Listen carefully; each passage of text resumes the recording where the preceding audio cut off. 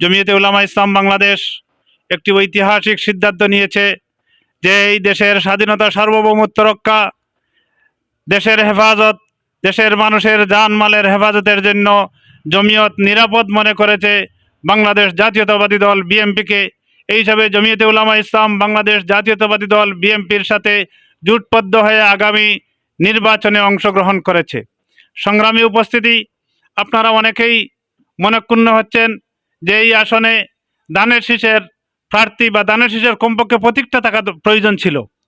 আমি আপনাদেরকে উদাত্ত আহ্বান রাখতে চাই যে আপনারা আমাদেরকে সারা বাংলাদেশে 4টি আসনে খেজুর গাছে ভোট দিতেছেন, আর আমরা সারা বাংলাদেশের প্রত্যেকটি আসনে 10,000, 5,000, 15,000, 20,000, 30,000 ভোট, কোনো জায়গায় 50,000 ভোট পর্যন্ত ধানের শীষে দিতেছি।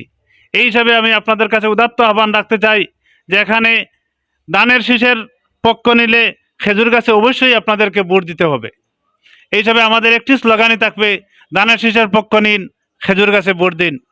সম্মানিত উপস্থিতি, যেহেতু নির্বাচন একেবারে আসন্ন, আমি আপনাদের এই ইউনিয়নের যারা নেতৃবৃন্দ এখানে উপস্থিত হয়েছেন সকলের কৃতজ্ঞতা প্রকাশ করছি যে আপনারা 2018 সালে প্রতিকূল অবস্থায়ও এই আসনে বিপুল ভোটে, এই ইউনিয়নের মধ্যে বিপুল ভোটে বিজয়ী করেছেন শাইখুল হাদিস আল্লামা উবাইদুল্লাহ ফারুক সাহেবকে।